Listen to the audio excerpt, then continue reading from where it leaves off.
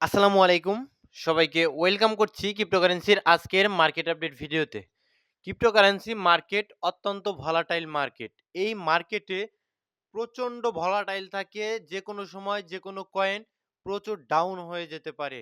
হয়তোবা আবার পাম্পও করে ফেলতে পারে। তো মেক্সিমাম টাইমেই আপনারা দেখেন ডাম্প করে। ঠিক আছে? তো আপনাদের মধ্যে এমন অনেক ভাই রয়েছেন যারা আসলে ইনভেস্ট করেছেন মার্কেটে এবং তারা কি করেছেন অনেক উপরের দিকে বাইং করে ফেলেছেন এবং তার যত ফান্ড ছিল তার অ্যাবিলিটিতে যত ফান্ড ছিল সমস্তটা দিয়েই কিন্তু ইনভেস্ট করে বসে রয়েছেন অনেক উপরেই। অল কয়েনগুলো, অ্যাজ অল কয়েনগুলো। ঠিক আছে?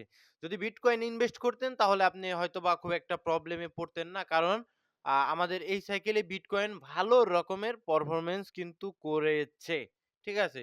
কিন্তু আপনাদের সমস্যা হলো গিয়ে অল কয়েন গুলোতে ইনভেস্ট করেছেন এবং একবারে। তো এইটা একটা মারাত্মক লেভেলের সমস্যা। কেন? কারণ ক্রিপ্টো মার্কেটে কিন্তু অনেক সময় আপনি অনেক সময় মার্কেটের এমন সিচুয়েশন হয়ে যায়, তখন কিন্তু আপনি নিজেই মানে বুঝতে পারেন যে এখন যদি আমি এই কয়েনটা বাইং করে রাখি, তখন কি হবে?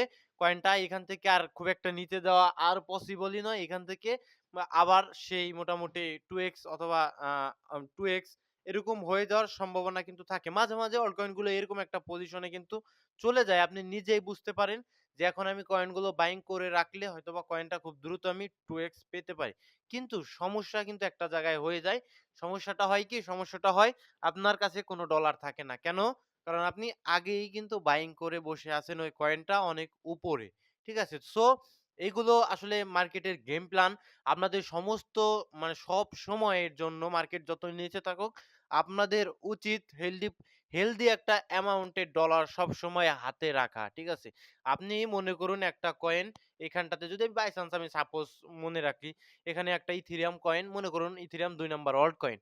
তো এই ইথেরিয়াম কয়েন ২৬০০, ২৫০০, ২৩০০, $২,০০০ নিচে আপনি এখন যে সিচুয়েশন রয়েছে মার্কেটে এখন আমাদের যে সেন্টিমেন্ট দেখাচ্ছে আমাদের মাইন্ডসেটে যা রয়েছে এখন, তাতে মনে হচ্ছে যে ইথেরিয়াম $২,০০০ এর নিচে পাওয়া সম্ভব নয়। কিন্তু আল্টিমেটলি $২,০০০ যখন আসবে আপনার কিন্তু উচিত হবে না যে সমস্ত, সমস্ত যত ফান্ড আপনার রয়েছে সেই ফান্ড গুলো দিয়ে আপনি ইথেরিয়াম বাইং করে বসে থাকুন।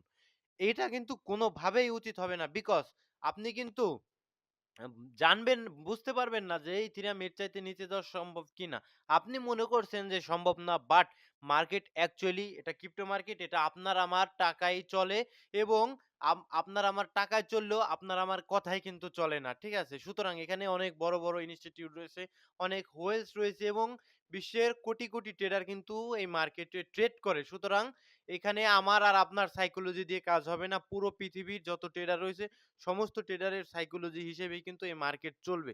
সুতরাং আপনি যদি মনে করেন যে ভাই $২,০০০ এর নিচে আমি ইথেরিয়ামকে পাবো না তাহলে আমি $২,০০০ এ এলে আমি সমস্ত টাকা দিয়ে ইথেরিয়াম কিনে রাখবো। তাহলে আপনি দেখতে পাবেন যে আচমকা ইথেরিয়াম হয়তোবা $১৩০০-১৪০০ এর কাছাকাছি চলে গেল।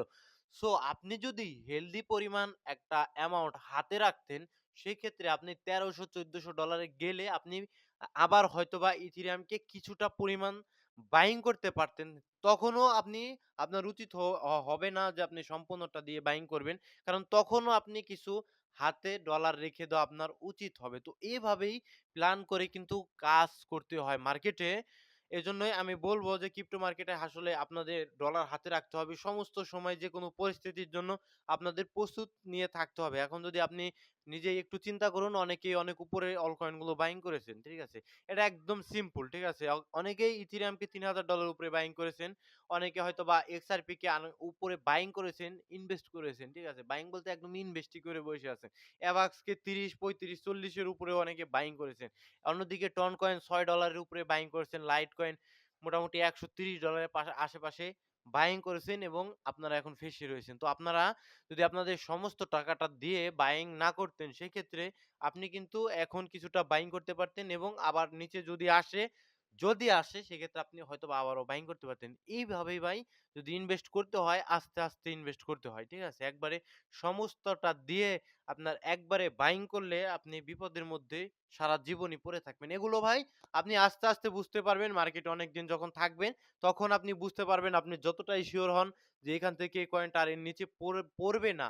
আপনি যতই শিওর হন তখনও কিন্তু আপনি ফুল অ্যামাউন্ট দিয়ে বাইং করবেন না। যখন আপনার প্রপার একটা অভিজ্ঞতা হয়ে যাবে। আপনি বুঝতে পারবেন যে এখান থেকে আমি ভাবছি ইথিরিয়াম আমার $৩,০০০ এর নিচে নামবে না। বাই চান্স $১৫০০ এ আসবে না আমি দেখছি। কারণ সিচুয়েশন এখন দেখাচ্ছে আপনাকে যে আসবে না। যদি আসে সেক্ষেত্রে আমি আবার ডিসিউ করতে পারি। এইরকম একটা প্ল্যান আপনার অটোমেটিক হয়ে যাবে। মার্কেটে বেশ কিছু নিউজ রয়েছে। নিউজগুলো যদি কভার করা যায় সেই ক্ষেত্রে আ আমাদের গতকাল রাতে কিন্তু আসলে পাওয়েল স্পিচ ছিল। সেখানে পাওয়েল আসলে আমাদের রেড কার্ড অথবা ইনফ্লেশন এগুলো কোনো কিচ্ছু নিয়ে কিন্তু কোনো মন্তব্য করেননি। যার কারণে এবং যেটা গুঞ্জন ছিল পাওয়েল পদত্যাগ করবেন সেটাও কিন্তু একদম ধূলিসাৎ হয়েছে। এগুলো নিয়ে কোনো কিছুই কিন্তু তিনি মন্তব্য করেননি। সুতরাং মার্কেট নিউট্রাল।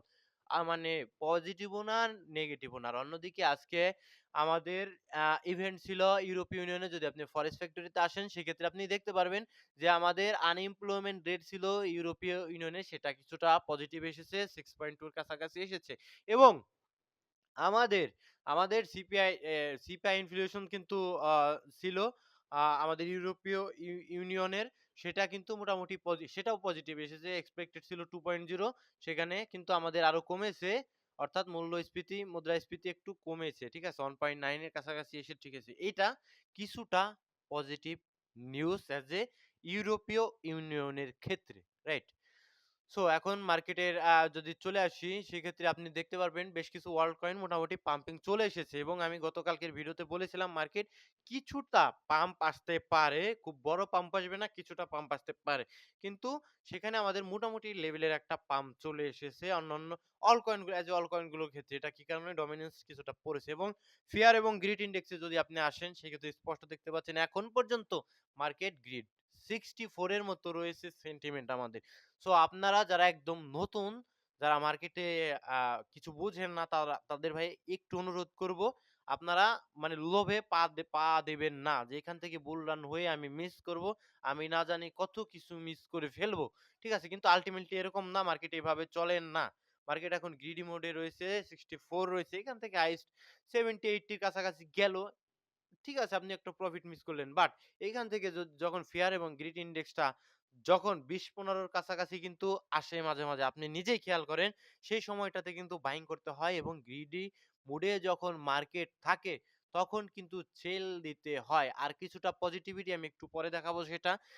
এখন যদি লিকুইডেশন হিট ম্যাপে আসেন আপনি স্পষ্ট দেখতে পাচ্ছেন নিচের দিকে এটা উইকলি টাইম ফ্রেমের এনালাইসিস যদি আপনি নিচের দিকে দেখেন সেক্ষেত্রে মার্কেট ১,৩০০০, ১,২০০০ আ মোটামুটি ১,০০,০০০ এরকম এই সমস্ত জোনে কিন্তু লিকুইডেশন রয়েছে এবং উপরের দিকে ফ্রেশ লিকুইডিটি রয়েছে আমাদের $১,০৯,০০০ এর কাছাকাছি নতুন লিকুইডিটি রয়েছে। এগুলো নিতে আবার বিটকয়েন $১,৯,০০০ এর কাছাকাছি যেতে পারে।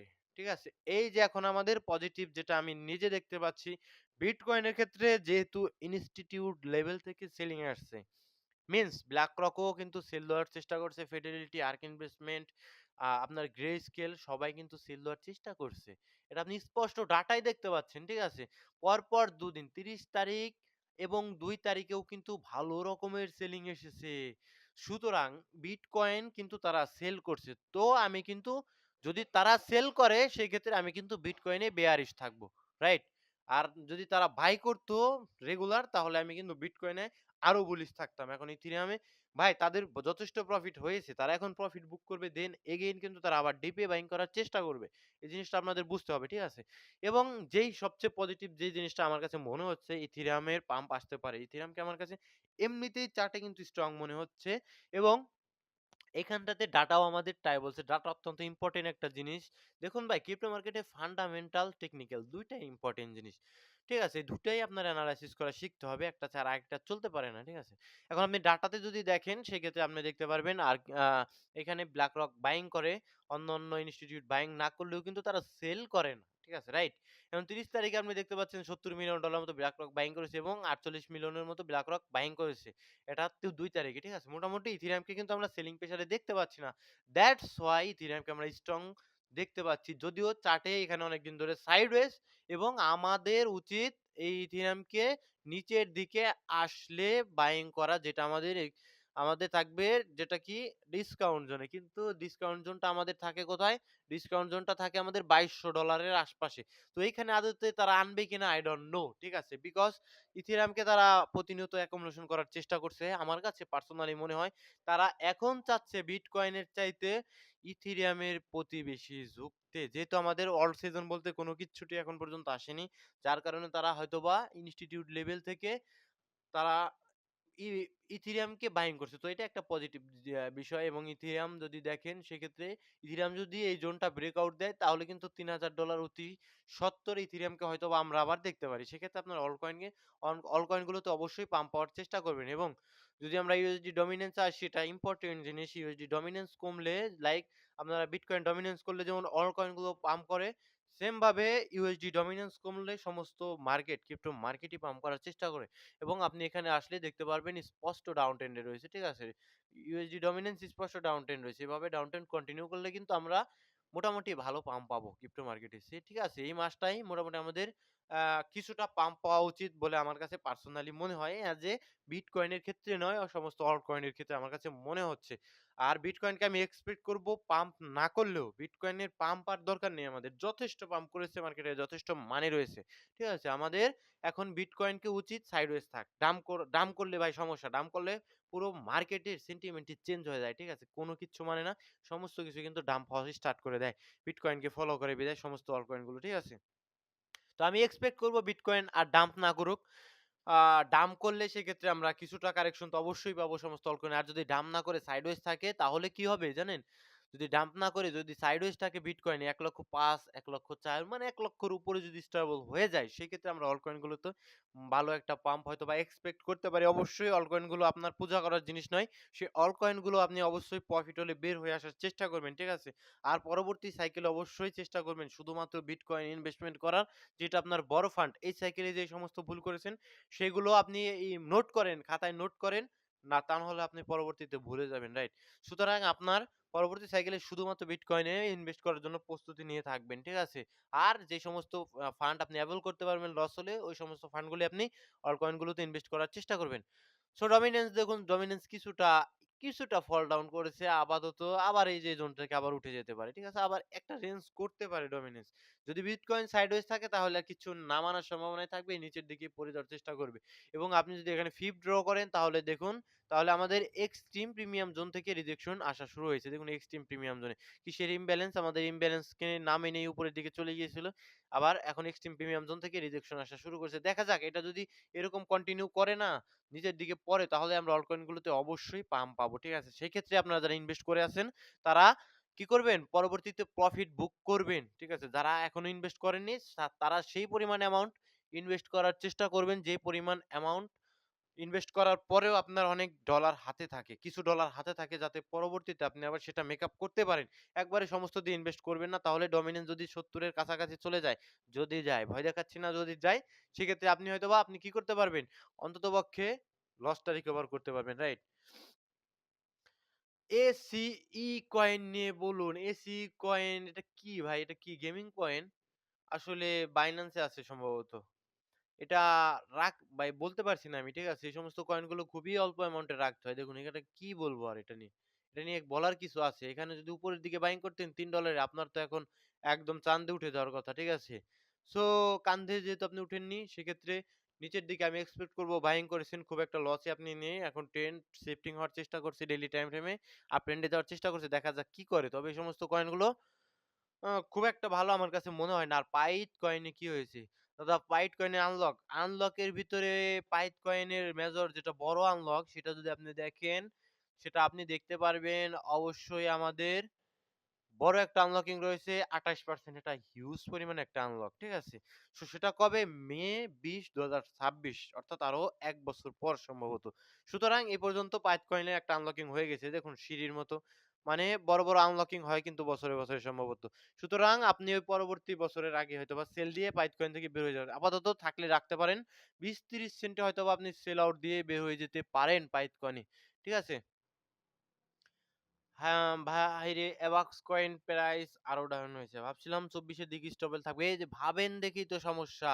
আমাদের ভাবনার বাইরেই তো সমস্ত কাজগুলো হয়। আপনি এতদিন ধরে এইটা শিখলেন। আপনাকে আমি লিজেন্ড মনে করি। আপনি প্রতিনিয়তই কিন্তু আমি জানি ভিডিওগুলো দেখেন। সুতরাং আপনি ভাই লিজেন্ড হবেন আমি এক্সপেক্ট করি। আপনি যেটা ভাববেন না সেটাই মার্কেটে হবে। আপনি হয়তোবা ২৫ এর আশপাশে দেখেছেন, কতর আশপাশে দেখেছেন আপনি স্টেবল ২৪ এর আশপাশে। আপনার ২৪ এর আশপাশে ২৪ এ আপনি কোথায় বলেন? ২৪ এ আপনি বাইং করছেন কেন? স্ট্রাকচার দেখে আমি বারবার বললাম যদি সুইং করেন সেক্ষেত্রে আপনি যদি দেখেন এখানে ফিফ ড্র করবেন। ফিফ ড্র করলে আপনি ডিসকাউন্ট জোন থেকে বাইং করবেন।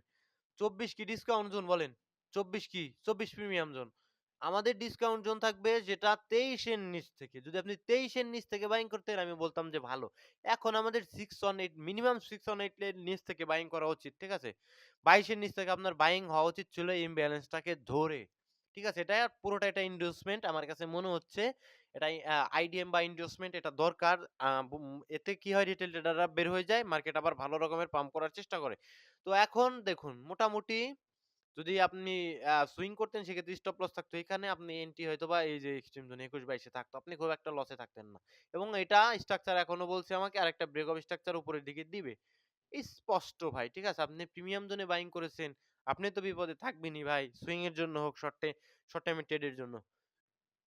আরবি টার্ম কয়েন কত দূর যাবে এটা শুধুমাত্র আমার রবি বলতে পারবে। কিন্তু এখানে যদি আপনি দেখেন, সেক্ষেত্রে আমি টার্গেট রাখবো কোথায় জানেন? আমি টার্গেট রাখবো প্রিমিয়াম জোনে। ৭৩ সেন্ট থেকে ৮০ সেন্টের ভিতরে আমি আরবিটার্ম কয়েন থেকে বের হয়ে যাওয়ার চেষ্টা করব। পরবর্তীতে মার্কেটের সেন্টিমেন্ট দেখে বোঝা যাবে যে কি হবে। আল্টিমেটলি আমি ৭৩ থেকে ৮০ সেন্টের ভিতরে বের হব। ঠিক আছে? এটা আমার প্ল্যান। আপনি কি করবেন? I don't know. বাইন্যান্সে P2P sell না দিলে অন্য কি উপায়ে সেল দিব? দেখুন ভাই অন্য ট্রাস্টেবল কোন লোক থাকলে তার কাছে আপনি সেল দিতে পারেন। আদারওয়াইজ এখন একটু রিস্কি।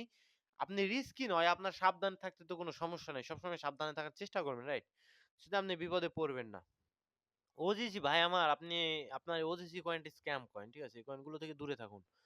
আইসিপি $৮.৫০ আপনি রেখেছেন, রাখতে পারেন। প্রফিট না হলেও আপনার লস হবে না আপাতত। ব্যাংক কয়েন নিয়ে আপনি ব্যাংকে পড়ে যেতে পারেন।